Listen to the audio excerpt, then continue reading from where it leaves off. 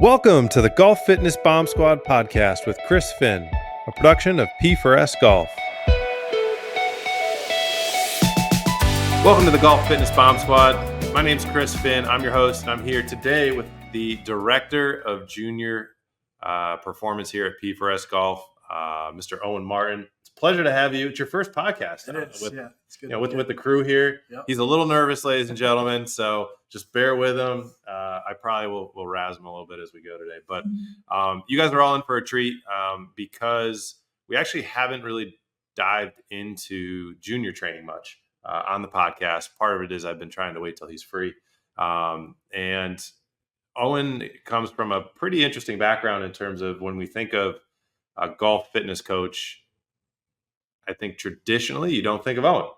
Right. You think of, when you think of like a director of, powerlifting, ollie lifting or football, or it's a podcast so you can't see Owen. Dude is strong as hell. So pretty big guy.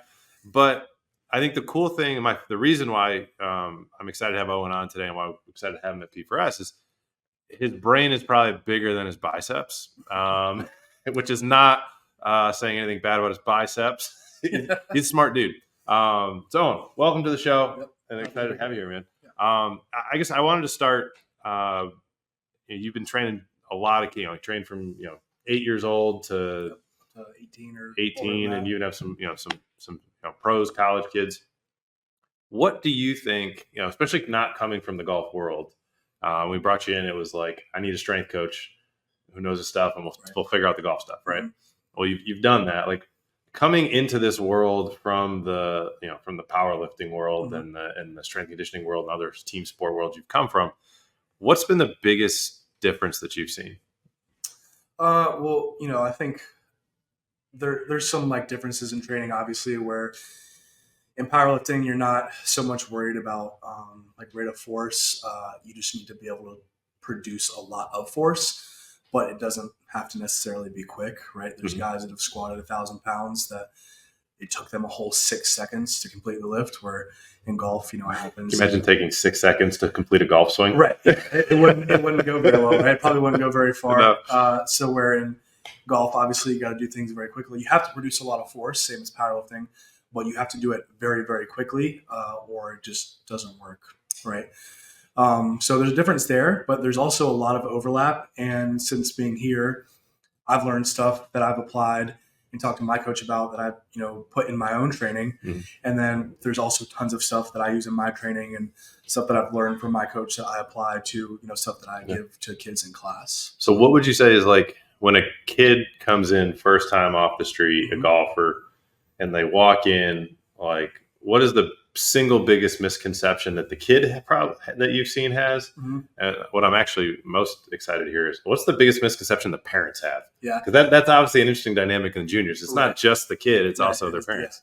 Yeah. So I would say parents usually, they come in and they expect, like, I think the picture that people have in their mind when they think of like golf strength training or golf performance training is just like a ton of like med ball rotational stuff. That's the idea that they have.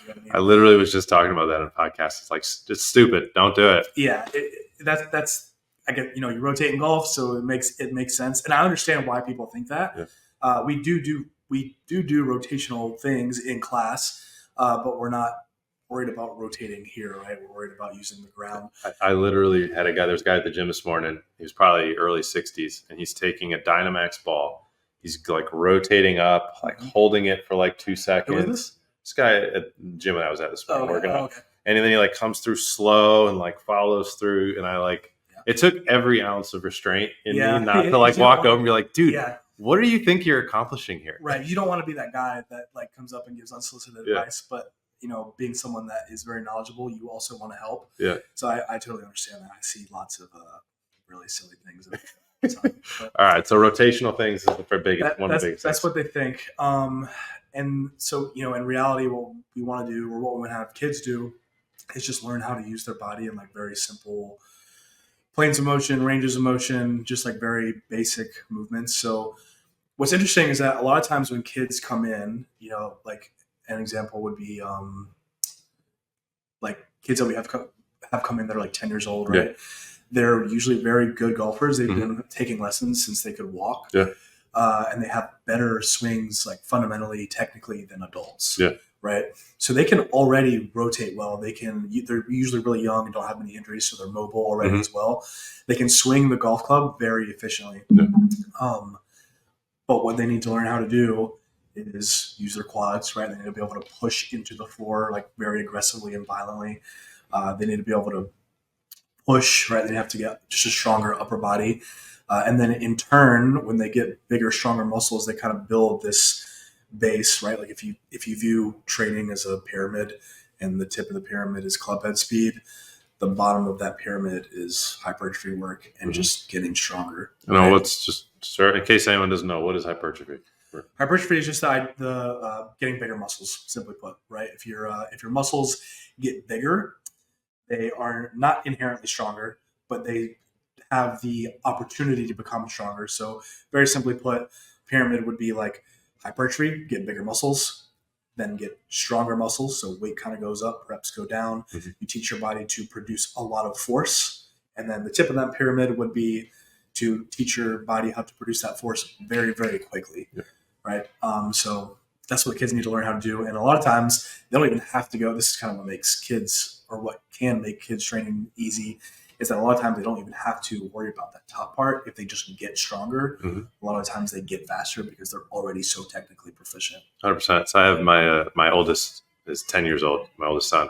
He started wanting to go to the gym with me, and he's like, he gets to the gym. That's a good feeling. Yeah. Okay, so he'll come to the gym, and he does his favorite day is leg day, which is awesome. So he's doing like box jumps and learn how to do goblet squats and stuff. And he gets in the car. He goes, "Dad, my legs feel swollen." I was like, "That's great, man." I was like, explaining a pump to somebody for the first time was cool. It was cool. I was like, "That's awesome, man. That's great." But he goes. I see, like the first couple of weeks, he was doing more and more weight. He's like, "Dad, I'm getting so strong." And I was like, "Newbie gains, man."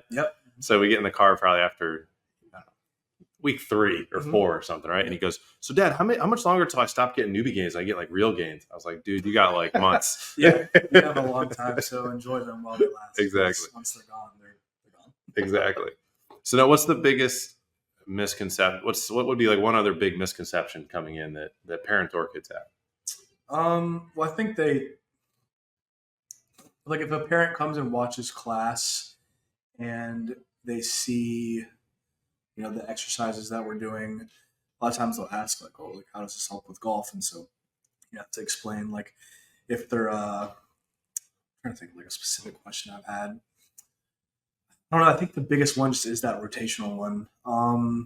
They go through a workout, do squat, deadlift, bench, row. And I mean, that's hey, when are you going to rotate? Right. Yeah, that kind of is it. Like they come in and I've had a kid come in, and after a session, I think he was like, I want to do stuff that's more golf specific. And I'm like, okay, I promise you what we're doing is golf specific. But just because something does not look exactly like a sport doesn't mean that because all weightlifting is general, right? It's not, weightlifting is not specific to any sport unless you compete in weightlifting. Right.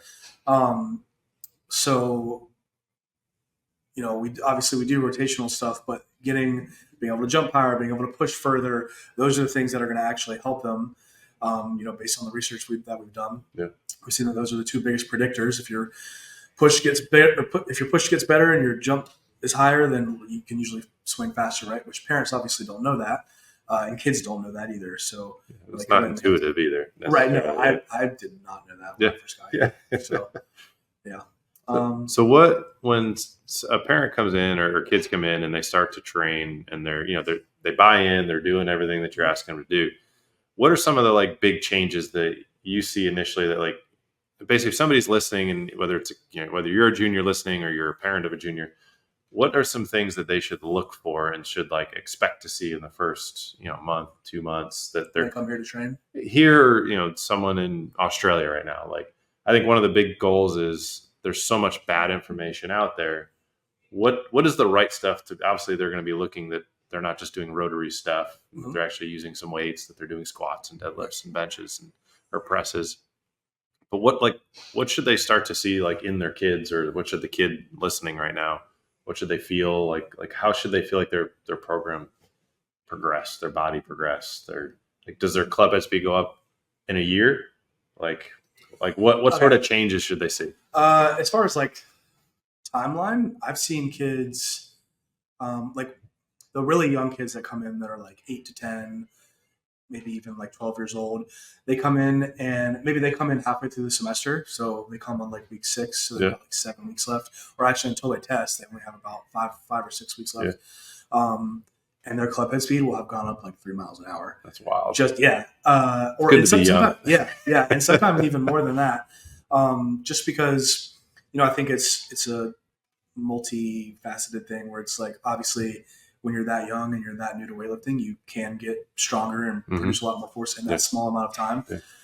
So you absolutely can't expect that. But then it's also a neural thing where like, even if they don't realize that they've learned it, they do know how to better use their lower body and use the floor in their swing just by being able to lift more weight, being able to produce more force, stuff like that.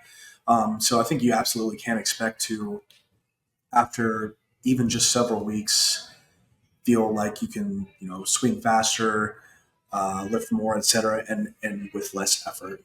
For sure. You know what I mean? Yeah, definitely. And what do you see as like boys versus girls differences? You have different like focal points that you tend to have, just generally speaking. In class so like not high school, but the juniors, the younger kids, girls are great listeners. They really are. They do whatever I say without question. I don't mind questions. I encourage questions. But the problem with the boys is the questions are not like they're not wanting knowledge. They're like, why am I doing this? I don't want to do push-ups right now. But as far as like gains, I think girls and guys make similar gains. Obviously, guys are going to have a little bit higher of a ceiling as they grow older, but there are definitely girls that swing faster than boys that come here. What about like as they get into high school, right? They hit puberty. Well, obviously, we know relative lower body stays kind of the same, but upper body, obviously, boys are going to continue to get. How do you find adjustments potentially needing to be made for girls? Programming wise for girls. I don't know if you get into any of the, what time of the month it is and cycles and hormones, all those things that do definitely come into play and are impactful from a training perspective.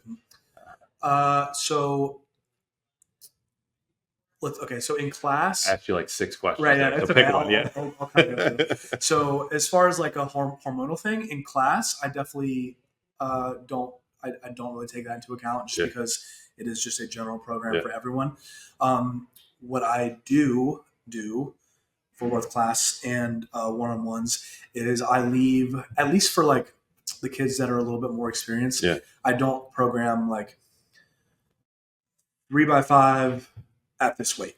It'll be like 3x5 with a minimum weight and a target RIR, which is reps in reserve for anybody that doesn't know. So if I program 3 sets of 5 with 2 reps in reserve, that means it should be a set of 5 that you could have done 7, right? So it's challenging, but not impossible. And so what that does, especially for like girls, when their strength might fluctuate a little bit more than a boys would, they can still get in good work, as long as you're reaching that 2 RIR. It does matter, but not really that much. As long as you're hitting the target RIR, if it's a little bit less weight, that's okay because you're still getting the stimulus that you want, right? Whereas opposed to boys, I'll give the same stuff to boys, but I think as far as like having a little bit of autonomy in your program is good, especially for women. Yeah, especially prepping for college. I know you've had we've had a couple college, particularly girls, who've gone to school, had some like programming challenges, like. So, we've talked about the young kids, the high school. Now you say, hey, good job. You got a scholarship. Yep. You're off to college.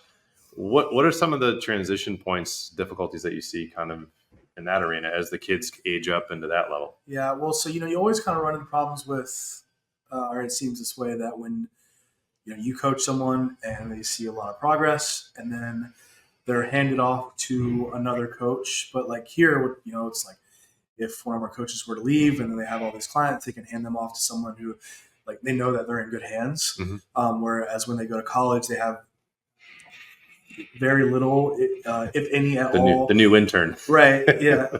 They have no communication with us. They don't know what worked for them or what didn't work for them. And a lot of times, honestly, the strength coach at whatever university you end up going to is not a specialist for that sport. They're just a strength coach, right?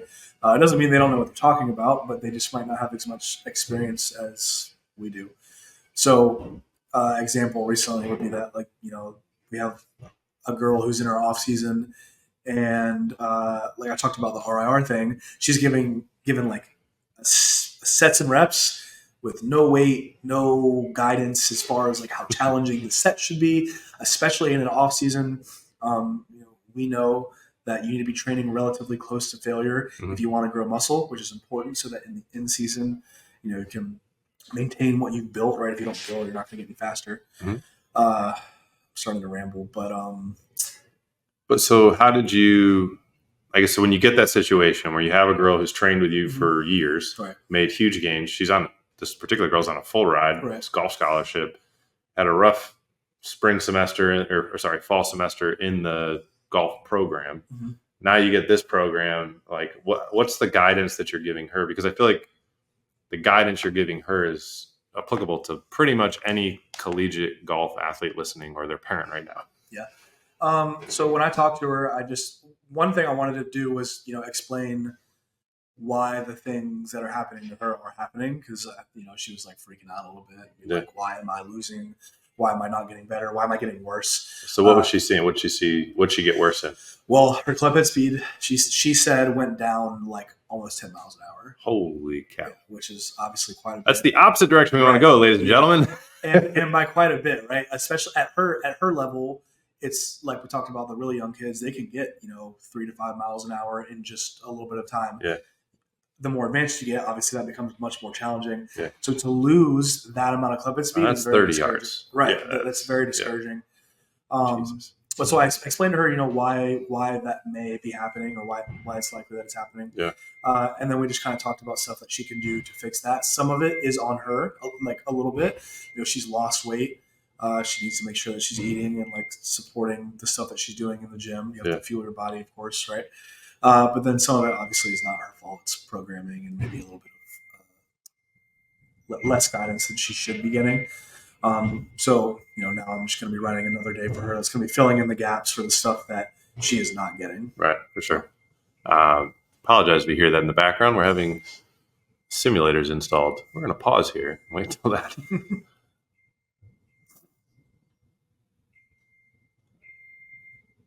Keep going.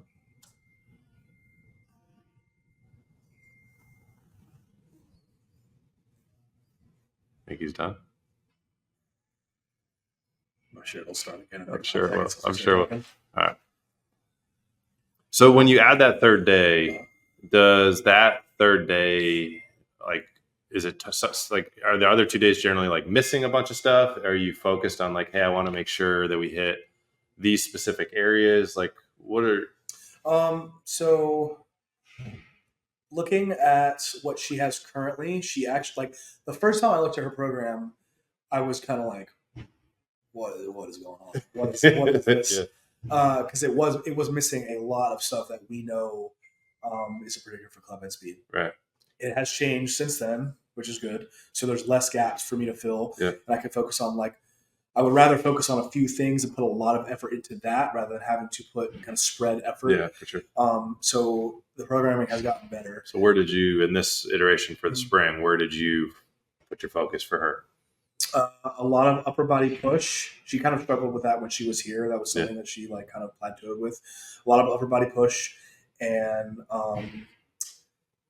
like heavy, hard, close to failure leg training. Yeah. Quad work and then upper body push. Yeah. She has a lot of pulling already in her programming. And she has jumps and like plyometric stuff. They had like trap bar jumps, stuff like that, which is great. But they were missing a lot of upper body stuff, which I don't know, maybe that they're under the impression that upper body isn't important in golf. I don't know. Well, so it's unfortunate, and obviously I saw the program too that we're talking about, and that actually was probably one of the better programs, which is the scary part. Yeah, that was probably one of the better collegiate programs that I've seen a golfer put on. I've had this frustration for a decade. Yeah. Or we had somebody go to. She was a 4-time state champ. She's on the LPGA tour now.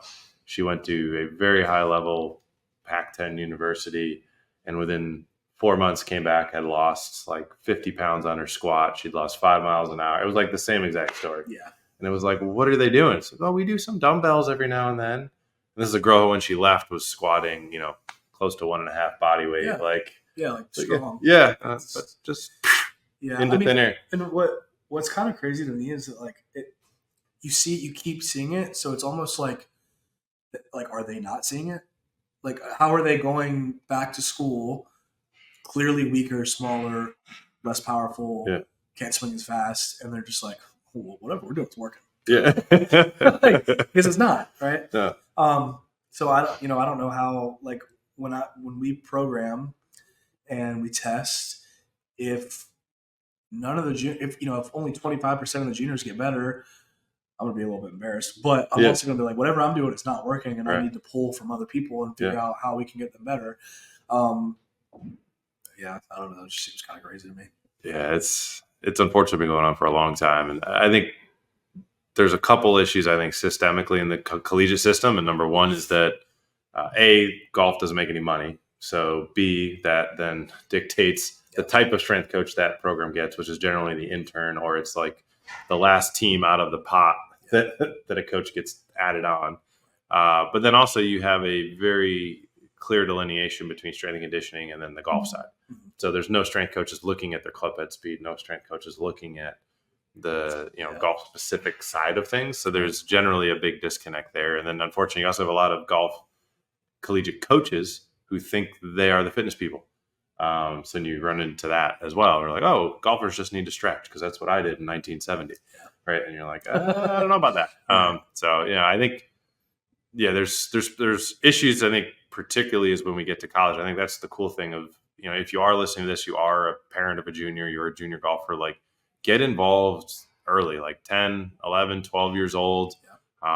You're not lifting heavy weights at that age. You're just, you're getting patterns down. You're learning how to move so that when the hormones do show up, we can actually then put some mass on you and get you stronger. We can create the force.